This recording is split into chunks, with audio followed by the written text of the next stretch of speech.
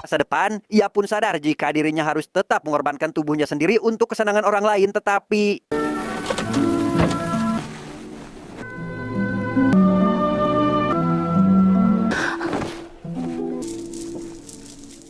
keesokan paginya, Lin menceritakan terkait Yuli kepada ayahnya. Ia meminta izin untuk menikahi wanita tersebut, namun ditentang oleh si ayah yang tidak ingin Lin memilih calon istri yang belum diketahui asal-usulnya, di mana Han malah memberikan saran untuk kawin lari, namun Lin sama sekali tidak tertarik karena ingin menikah secara halal mengikuti adat konvensional pada umumnya. 搞出来个小少爷来，那老爷一高兴，太好了，那不就我开玩笑的。 Saat akan kembali menemui Yuli, Lin yang mendengar suara teriakan lantas segera masuk untuk memastikannya yang di sana sudah ada Samsul yang rupanya berniat mencicipi tubuh Yuli secara paksa, sehingga Lin yang tidak terima jika wanita yang dicintainya diperlakukan seperti binatang pun langsung memberikan pelajaran sampai akhirnya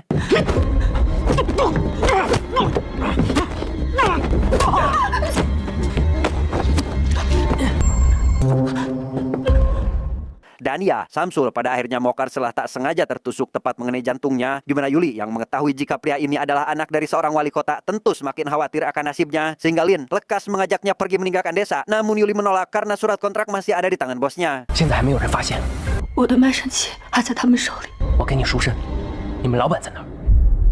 Dengan cepat, Lin segera menemui seorang bos bernama Sony yang saat ini berada di kasino. Ia bermaksud menebus kontrak Yuli agar bisa membawanya pergi dari sana. Namun karena harga yang diberikan cukup tinggi, Lin pun lantas mengajaknya taruhan dan berjanji akan menaikkan harga menjadi 2 kali lipat apabila ia kalah dalam taruhan tersebut. 我赔你双倍，10万两，敢不敢赌？有意思。 Karena merasa tertarik, Sony pun setuju mengikuti permintaannya. Ia memilih permainan tebak angka di mana jumlah yang paling besar akan menjadi pemenang. Di mana si bos pada akhirnya berhasil memenangkan taruhan tersebut dan menolak permintaan Lin yang ingin mengulang kembali permainan ini.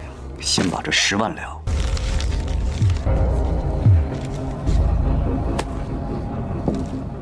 Di tengah keputusasaan itu, Lin dihampiri seorang pria bernama Aceng yang memberitahu jika Sony sebenarnya telah melakukan kecurangan. Bahkan kali ini, ia juga memberitahu terkait Yuli dan Samsul yang masih satu komplotan dengan pria tersebut. Dan untuk membuktikan hal itu, Aceng pun bersedia mengantar Lin untuk memastikan kebenarannya. 江湖骗术8大门，风马燕雀。 Setibanya di suatu tempat, Lin benar-benar dibuat terkejut saat menyadari jika Yuli memang bersekongkol dengan mereka. Namun bukannya kecewa, ia justru malah semakin bersemangat ingin mendapatkan kontrak Yuli karena beranggapan jika wanita tersebut hanya diperalat oleh Sony, di mana Lin kembali mengajukan taruhan, yakni bertarung melawan salah satu dari mereka dengan mempertaruhkan kediamannya. 你还想要什么？要你们林家的宅子，赌了，空口无凭，立字为据。 Keesokan harinya saat pertandingan akan dimulai, Lin kembali dibuat terkejut karena orang yang akan menjadi lawannya saat ini adalah Aceng, di mana pria tersebut rupanya masih satu komplotan, bahkan merupakan bos dari mereka bertiga. Namun karena surat perjanjian telah disepakati, ia pun tidak dapat mundur begitu saja dan merasa yakin jika dirinya akan tetap memenangkan pertarungan tersebut. Tapi apa yang terjadi?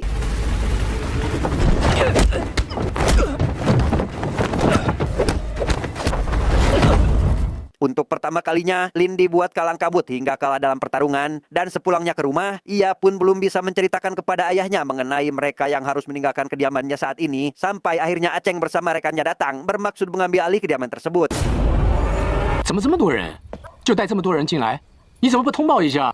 你在说什么啊？ 您的宝贝儿子什么都没跟您说吧？ Di sana Han yang rupanya juga ikut bersekongkol dengan Aceng langsung memberitahukan apa yang terjadi kepada ayah Lin. Ia mengatakan jika Lin telah kalah dalam taruhan dengan mempertaruhkan rumah ini, di mana Han juga menceritakan keluh kesahnya yang iri akan kehidupan Lin, dan hal itulah yang menjadi alasan berkhianat saat ini.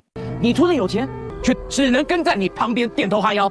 我能做的比你好100倍，混账东西，没有良心的东西啊！ Meski merasa kecewa, si ayah tetap memaklumi kesalahan Lin dan bersedia merelakan kediamannya. Dan di tengah hujan deras yang sedang berlangsung, mereka berdua tetap berusaha tertawa gembira meski sebenarnya belum memiliki tujuan, di mana Lin hanya bisa meminta maaf atas kecerobohan yang membuat nasib mereka seperti ini.